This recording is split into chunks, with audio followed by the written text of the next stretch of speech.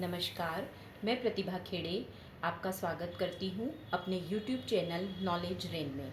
हम कक्षा 10वीं की प्रश्नावलियाँ हल कर रहे हैं, जिसमें ये प्रश्न है प्रश्नावली 1.2 का प्रश्न नंबर 3। अभाज्य गुणनखंड विधि द्वारा निम्नलिखित पूर्णांकों के HCF और LCM ज्ञात कीजिए। इसमें हमें 12, 15 और 21 का HCF और LCM दोनों ज्ञात करना है। वैसे तो ये बहुत छोटी छोटी संख्याएं हैं, फिर भी समझने के लिए हम इन्हें हल कर लेते हैं।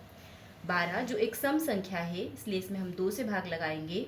2 6 12, फिर 2 से जाएगा 2 तिया 6, 3 एकम 3। 15 विषम संख्या है, इसमें 3 से जाएगा 3 पंजे 15, 5 एकम 5। 21 में 3 से जाएगा 3 सतु 21, 7 एकम 7। 12 बराबर 2 गुणित 2 गुणित 3। 15 बराबर आया 3 गुणित 5। 21 बराबर आया 3 गुणित 7। अब हम देखें इसका SCF तीनों में जो कॉमन होगा उसे हम निकालेंगे। अब इनमें कॉमन है 3, तो HCF हो गया 3, क्योंकि 3 यहाँ भी है, यहाँ भी है, यहाँ पर भी है। LCM के लिए हमें सारे ही फैक्टर लेना पड़ेंगे। यहाँ पर 2 बार है, 3 एक बार है, 3 जो तीनों में कॉमन है उसे एक ही बार लिखेंगे, गुणित 5 गुणित 7। अब इन सब का हम गुणा करेंगे तो हमें मिलेगा 420। यह आ गया इसका LCM। प्रश्न नंबर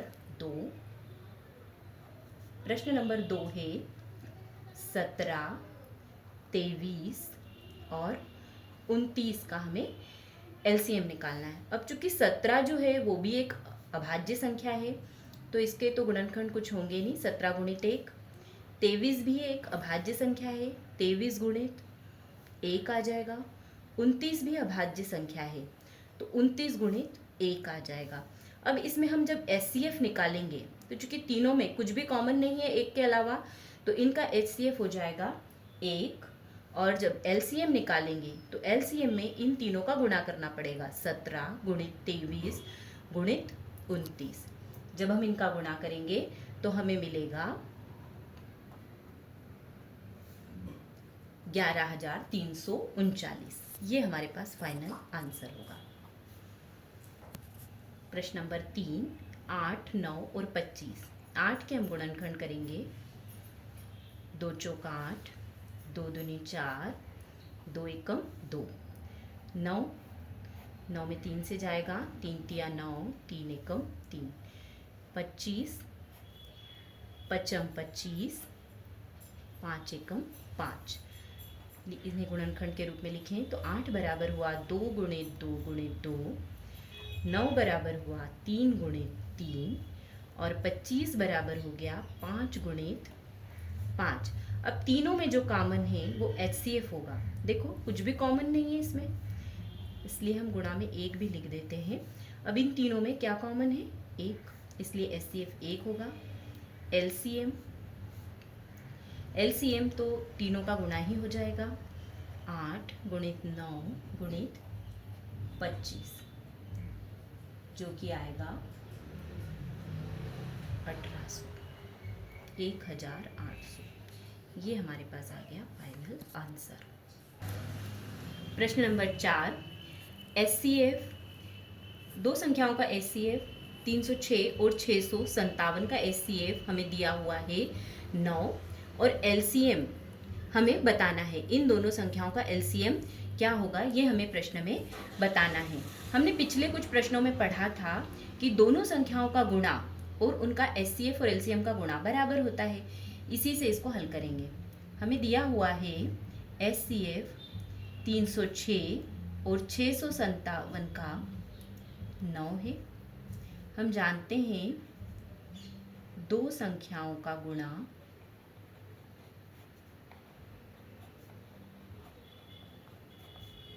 उनके LCM और HCF के गुणा के बराबर होता है। दोनों संख्याएं हमारे पास ये 306 और 657। एलसीएम हमको ज्ञात करना है। प्रश्न में हमें एचसीएफ दिया है 9, तो यहाँ से एलसीएम बराबर हो जाएगा 306 गुणित 657 बटे 9।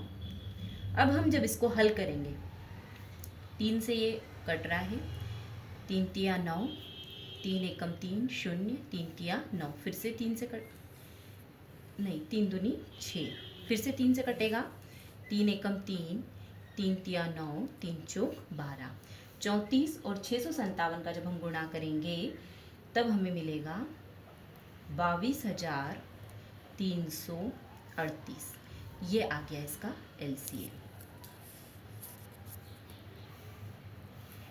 ये फाइनल आंसर हो गया। अगला प्रश्न है प्रश्न नंबर 5। जांच कीजिए कि क्या किसी प्राकृत संख्या n के लिए संख्या 6 की घात n अंक 0 पर समाप्त हो सकती है। इस प्रश्न में यदि कोई संख्या 0 पे समाप्त होती है तो हमें पता है कि वो हमेशा 10 से विभाजित होगी। यदि कोई संख्या 0 पर समाप्त होती है तो वह संख्या 10 से विभाजित होगी। अब यहाँ पर हमें दिया है 6 की घात n। यदि हम n बराबर 1 रखें तो 6 की घात 1 बराबर हमें मिलेगा 6। यदि n बराबर 2 रखें तो 6 की घात 2 मतलब 6 गुणित 6 बराबर हमें मिलता है 36। यदि हम 6 की घात 3 रखते हैं तो 6 गुणित 6 गुणित 6 बराबर 216। ऐसे ही यदि हम आगे 4 5 6 आगे रखकर देखते हैं तो भी इकाई पे हमेशा क्या आ रहा है, 6 आ रहा है। जबकि प्रश्न में लिखा है कि क्या अंक 0 पर समाप्त होती है, लेकिन यहाँ पर तो इकाई पर 6 आ रहा है। इससे ये पता चलता है कि किसी भी प्राकृत संख्या, अतः किसी प्रश्न में ही लिखा हुआ है, अतः किसी प्राकृत संख्या n के लिए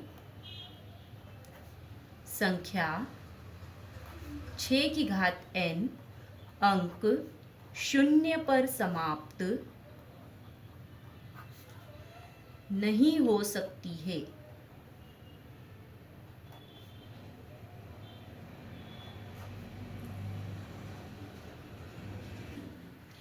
प्रश्न नंबर 6।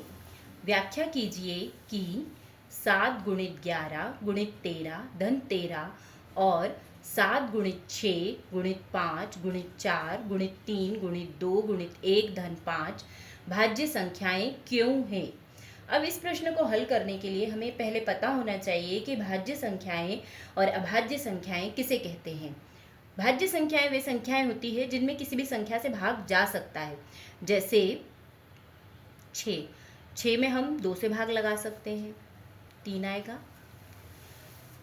6 में हम 3 से भी भाग लगा सकते हैं, 3 दूनी 6 होता है।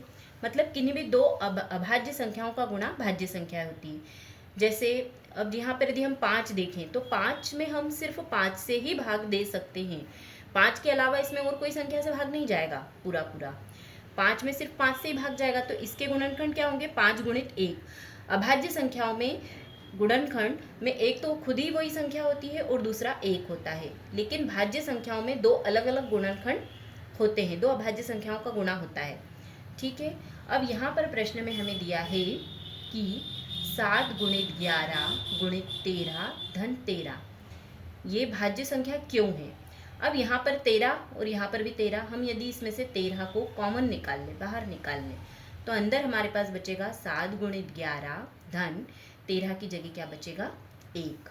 अब इसको यदि हल करते हैं तो 13 गुणित 7 में 11 का गुणा हुआ 77 धन 1 13 गुणित 77 और 1 78।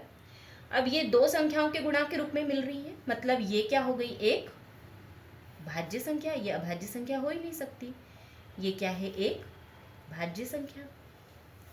ऐसे ही 7 गुणित 6 गुणित 5 गुणित 4 गुणित 3 गुणित 2 गुणित 1 धन 5, इन दोनों में से भी हम क्या कॉमन निकाल लेंगे, 5 को कॉमन निकाल लेंगे। अंदर क्या बचेगा, 7 गुणित 6 गुणित 4 गुणित 3 गुणित 2 धन, यह 5 बाहर आ गया तो यहाँ बचेगा 1 5। जब हम इन सब का गुणा करेंगे तो हमको मिलेगा 1008 धन 1, मतलब 5 गुणित 1009। ये भी दो संख्याओं के गुणनफल के रूप में मिल रही है, मतलब ये भी क्या है, एक भाज्य संख्या ही होगी, भाज्य संख्या ही होगी। अतः उपरोक्त संख्याएं भाज्य संख्या है।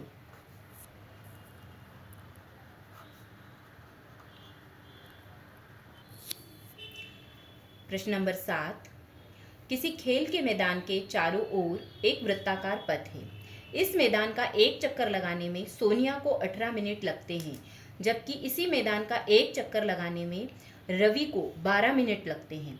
मान लीजिए वे दोनों एक ही स्थान और एक ही समय पर चलना प्रारंभ करके एक ही दिशा में चलते हैं।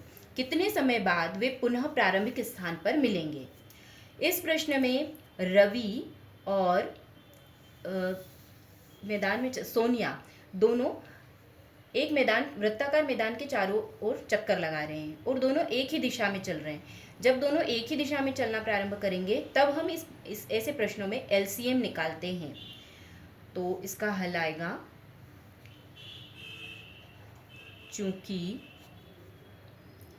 रवि और सोनिया एक ही दिशा में चल रहे हैं, अतः 18 और 12 का एलसीएम निकालेंगे।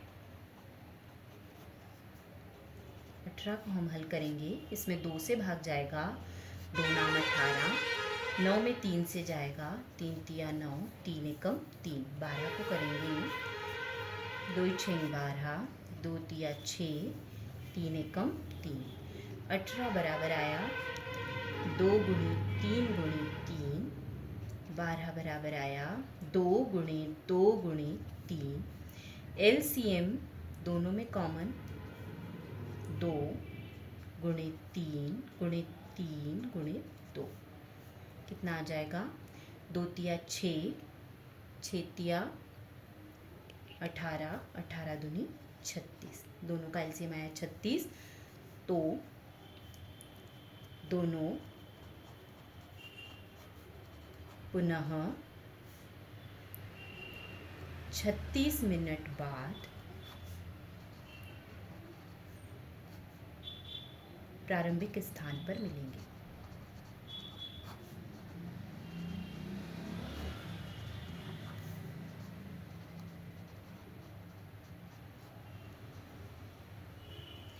धन्यवाद, आज के लिए इतना ही।